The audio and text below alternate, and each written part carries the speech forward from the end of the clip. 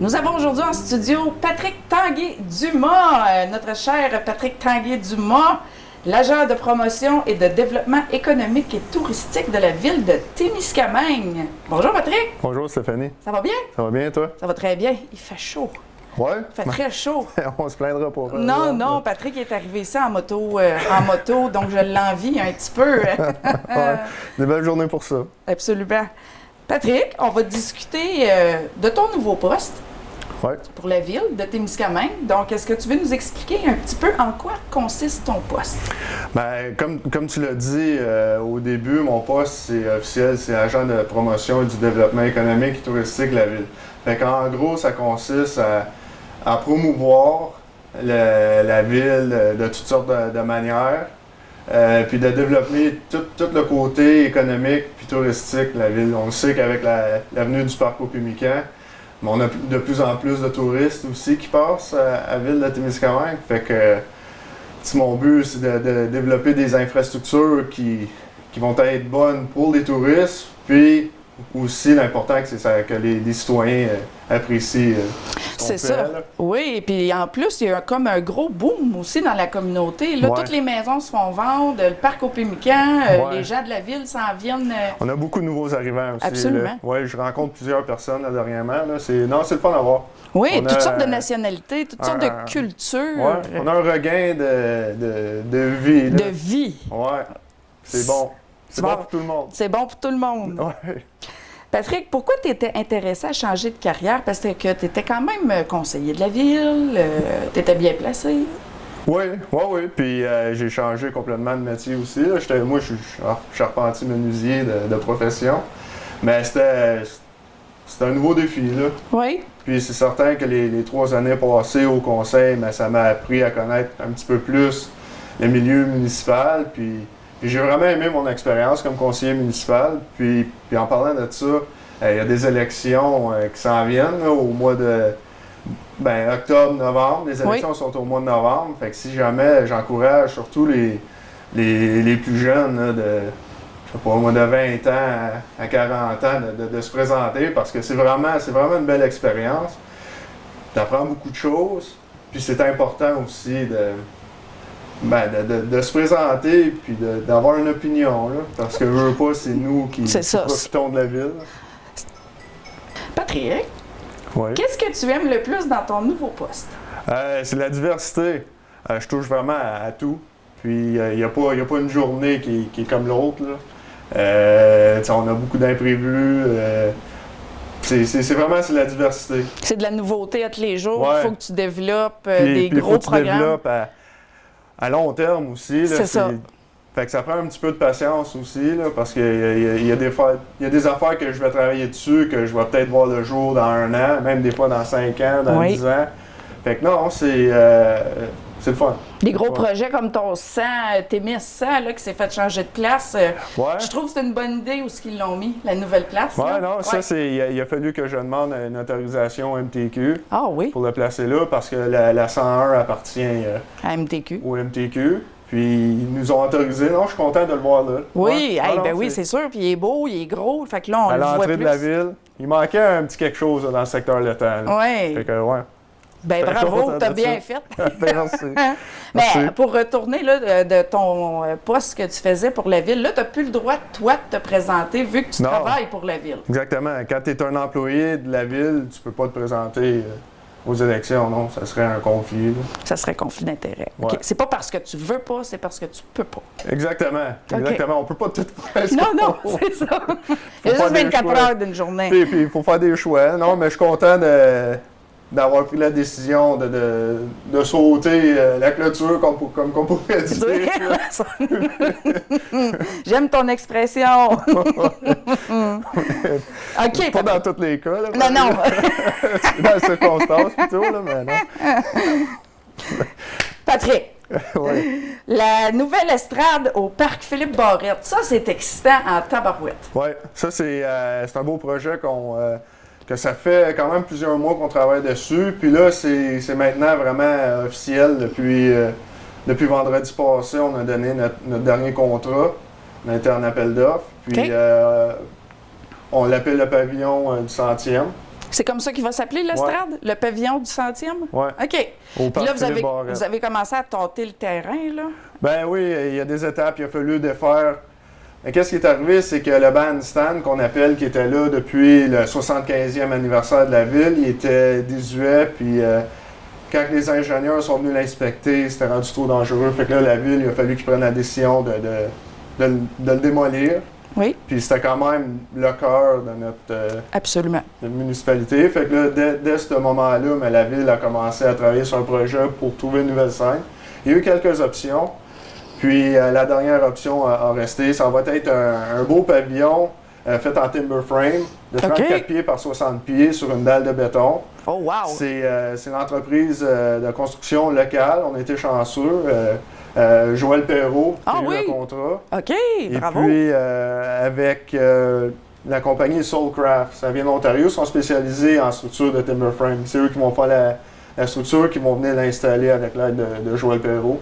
Fait qu'en timber frame, ça va être bon pour un autre 25-30 ans. Ah, même 50 ans, oui? On va l'espérer. Oui, okay. oui. Ça va être des gros 8 par 8. Là. Ça va être super beau. Puis, au courant de la semaine, je vais faire une publication Facebook là, avec l'image du pavillon. Vous le changez de place aussi? Oui, il va se retrouver plus près de la caisse des En arrière jardins. de la caisse? Ouais. Pourquoi? C'était une question de réaménagement du parc. On pensait qu'en amenant la structure plus près de la caisse des jardins, mais on récupérerait toute la côte jusqu'au chemin si jamais il y aurait des gros spectacles. Même à la limite, on pourrait barrer la rue Humphrey puis avoir des spectateurs qui iraient quand même en bon bout. Oui! Fait qu'on récupère plus de place. Les personnes âgées qui se situent aux résidences aussi vont avoir le show d'en face. Ben, ouais, à cette heure, à la place de le voir de dos, ils vont le voir de face. Exactement, oui. Bonus pour eux. Hein? Ah, bonus pour tout le monde. Bonus pour tout le monde, mais ça, c'est bon, Colin. Va-tu falloir que vous changez comme les toilettes de place, non, la station à breuvage? Non, tout reste là. Les toilettes vont rester là. OK. Il va y avoir un petit peu de réaménagement côté parce que gazon, là, mais les structures de jeu restent au même endroit. Tout reste là. C'est-tu le fer à cheval qui joue, là? Oui, ça, c'est sûr. Malheureusement, il a fallu qu'on l'enlève. Puis l'autre jeu aussi, il y a la plateforme de béton, mais il n'y a rien qui nous empêche dans le futur de relocaliser les jeux. Oui, tout à fait. Ouais. Parfait. Combien que ça va coûter à peu près, cette estrade-là? Non, c'est pas une estrade. Comment que... Le pavillon. Le pavillon, excusez. Ouais. Ben, en ce moment, ça autour de 375 000. Tabarnouche. Ouais. Vous avez-vous eu des grants? Vu que Témiscamingue, c'est une ville centenaire, je pense, le gouvernement. Ben, j'ai fait une demande au fond des legs, au fédéral. Je suis en attente d'approbation, mais cette subvention-là pourrait payer 50% des frais. Parfait. Puis, on est chanceux, l'entreprise Vernier, ils ont fait un don de 10 000 aussi pour ça. Fait que, ouais. Ça va être là pour rester. Oui. Ça va être solide. Oui. Oui, on en a besoin parce que, comme tu disais, c'est vraiment le cœur de Témiscamingue. Écoute, on a notre Saint-Jean, là. On a la journée des Autochtones qui se passe là. Exactement, oui. Des spectacles. Ils ont déjà fait les récitals pas de Zumba, mais... Bien, ça va être un pavillon qui va servir multifonctionnel, mettons. Ça va être tant spectacle que communautaire. Il n'y a rien qui nous empêche après ça de faire un petit marché ou des kiosques pendant l'été. Puis ça va être abrité, fait qu'il va y avoir de l'ombre. OK. Fait que c'est certain que des personnes, s'ils vont vouloir faire des entraînements là, ben ils vont pouvoir le faire aussi. Ça va être sur un plancher de béton. Fait que ça va être. Ça va aller bien. Oui, ça va être durable. Si les choses peuvent recommencer à redevenir normales, puis qu'on puisse. On s'en va sur le bon côté. On s'en va sur le bon bord, là. Oui. Puis l'objectif, c'est de l'avoir construit pour la longue fin de semaine de septembre. Qui était supposé d'être le souper de la Réunion. Oui, le méga week-end, l'objectif, c'était de l'avoir pour le méga week-end centenaire. Mais là, même s'il est remis à l'an prochain, ça va être quand même... Ah oui, moi, j'ai encore comme objectif cette fin de semaine-là. Okay. Puis on va juste l'avoir pour les activités de juin prochain pour le centenaire. Là. Ouais. Parfait. Ça va prendre à peu près combien de temps à construire le pavillon? Bien, je te dirais, on planifie commencer mi-juin à septembre. Un bon 2 mois et demi. Oui, à peu près. Parfait. Il y a des moments qui ne se passera pas grand-chose, mais il y a des délais, des affaires de même, mais oui. à peu près 2 mois et demi, là, si tout va bien. Si tout va bien. Ah, ben C'est ça, si tout va bien. Ça, il y a des affaires Parce qu'il y en a des fois. toujours des imprévus qui arrivent. Hein? Toujours. OK, on change de sujet. Oui. Par rapport au comité des nouveaux arrivants, est-ce que tu formes un comité? Je sais que ça, c'est une question que j'ai eue plus qu'une fois, le comité des nouveaux arrivants. Puis je te dirais que pour l'instant, je vois pas vraiment la nécessité d'avoir un comité. OK. Par contre, ce que j'aimerais ça faire, puis s'il y a des gens il y a des gens qui vont nous écouter, ça je sais, puis qui seraient prêts à devenir peut-être bénévoles. Mon besoin, ce serait plus d'avoir des marraines, des parrains, qui viendraient peut-être donner un coup de main aux nouveaux arrivants, qui sont pas trop familiers avec... Comme les guidés. Ben oui, les guidés, comme moi, je rencontre chaque nouveau arrivant, ceux qui prennent rendez-vous avec moi, là, puis j'en appelle, qui viennent me rencontrer, je fais le tour, je leur offre une belle pochette. OK, la fameuse pochette. Oui. C'est ça. Avec là où on vit, du Témiscamingue, avec une lettre du maire, une map, la carte touristique, l'annuaire, la carte d'accès des loisirs, un abonnement d'1 an à la bibliothèque. Il y a la clé USB aussi. Ça, c'est la clé de la MRC du Témiscamingue, mais on a rajouté des affaires propres à nous à Témiscamingue. Un annuaire téléphonique, un horaire. C'est vraiment complet. Oui, quand même, avec ma carte d'affaires puis celle de mon collègue Olivier Joubert, inspecteur municipal. Parce que quand tu es un nouveau propriétaire de maison, souvent tu vas faire des rénovations, fait que c'est important que tu le contactes. Que tu contactes Olivier. Fait que là, en ce moment, ce que j'ai vu, c'est souvent des gens qui arrivent ici, ils n'ont pas nécessairement de camion, ils auraient besoin de déménager des affaires. Il y en a un qui est arrivé, il est tout seul. Là, il cherchait de l'aide. Fait que des fois, c'est pas évident quand t'es nouveau en ville. Fait que si je pourrais avoir une banque de personnes qui seraient disponibles peut-être à venir aider nos nouveaux arrivants, ça m'aiderait bien.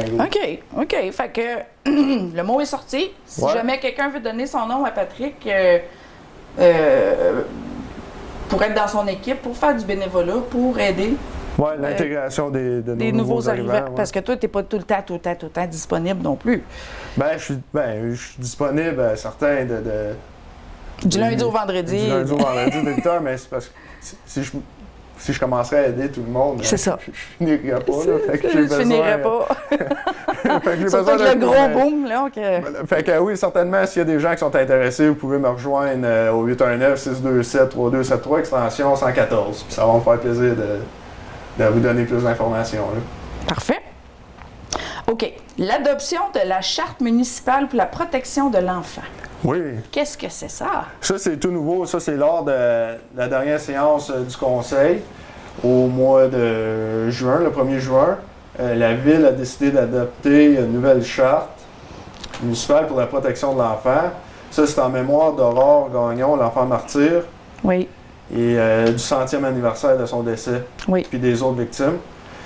Fait que ça, c'est une demande qui est arrivée de d'autres municipalités. Puis la Ville de Témiscamingue a décidé d'emboîter le pas. Puis, fait qu'en gros, ce que la Ville s'est engagée de faire, puis ça tombe dans mes cordes à moi, c'est de mettre en place des actions pour accroître le sentiment de sécurité des enfants dans les lieux publics, favoriser la mise en place des lieux protecteurs ou des processus d'accueil et d'intervention pour des enfants réclamant du secours, reconnaître les enfants en tant que citoyens à part entière, favoriser la mise en place d'espaces de consultation accessibles et adaptés aux enfants de tous âges, informer les citoyens des signes de maltraitance pour les sensibiliser à exercer un rôle de vigilance, publiciser régulièrement la liste des ressources sur le territoire offrant des services aux familles et aux enfants, soutenir les initiatives du milieu contribuant au développement et à l'épanouissement des enfants, valoriser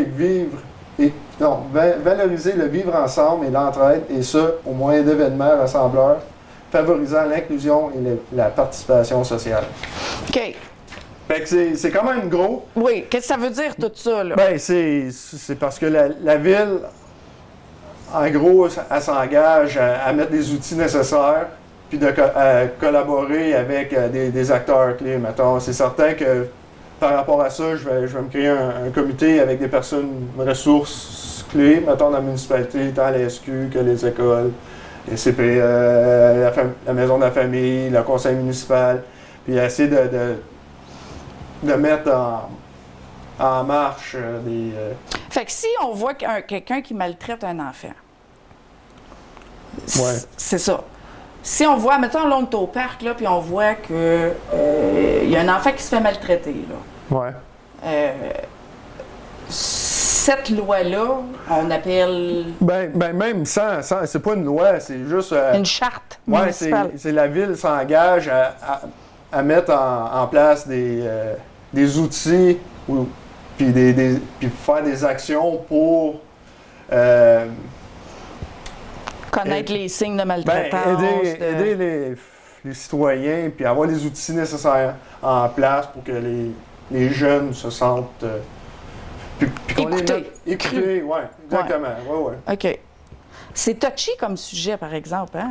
Ben, c'est certain que quand tu parles de la sécurité de nos enfants, de la maltraitance, c'est certain que c'est un sujet sensible.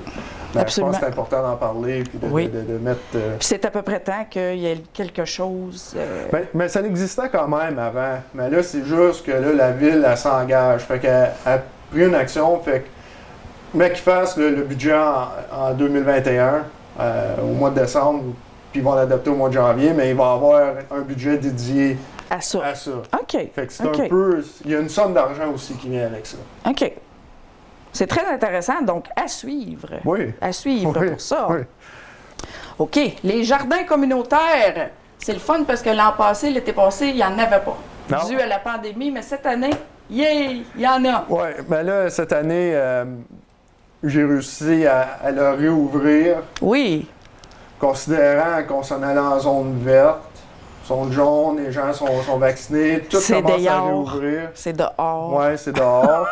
Le gros changement, c'est les gens, il va falloir qu'ils fournissent leur propre boyau d'arrosage. Il n'y en aura pas sur place, juste pour éviter la manipulation de plein de personnes. Oui, absolument. Puis les terrains sont encore au coût de 25 $ chaque. Pour l'été. Pour l'été, puis il en reste 6 de disponibles. Il en reste 6, mesdames et messieurs. Donc, si vous voulez un petit carré de jardin communautaire, appelez Patrick. Oui. On a le numéro de téléphone. Même numéro. C'est quoi ton extension? 114. OK, 114. OK, dernier point, Patrick. La marina, les quais disponibles et les tarifs, le service d'essence. Donc, qu'est-ce que vous avez fait à la marina? Bien, cette année, en collaboration avec le département des loisirs, on a changé tous les quais de côté. Fait que quand tu arrives à Marina, il y a la rampe d'accès. Les quais étaient tous sur le côté gauche. Là, les quais sont rendus du côté droit de la rampe. OK. Puis du côté de la vieille Powerhouse. Fait que ça permet à ce que les bateaux soient plus protégés du vent, du nord. Surtout les gens qui ont des quais à l'intérieur, dans la petite baie. Ça, c'est très tranquille. Puis on a 12 spots de disponibles. Il en reste 6. Non, je suis très satisfait du résultat. Là. Je pense que les gens vont l'apprécier. Ils vont l'apprécier, ça va être... Puis les tarifs, c'est encore 250 $ pour l'année. C'est 100 $ par mois ou 50 $ par semaine. Fait que ça, ils peuvent m'appeler pour réserver un quai. Parfait. Puis il reste 6 quais de disponibles, 6 spots. Si vous voulez un quai, appelez Patrick. Oui. L'extension? 114. 114. Puis le service d'essence, il est disponible de 8 h le matin à 19 h, 7 jours sur 7. OK. Le service d'essence à la marina? À la marina, oui. OK. Oui, on offre le service d'essence. Il n'est pas permanent. Il est pas permanent. Vous avez mis une pompe? Non, on a un employé, Brad.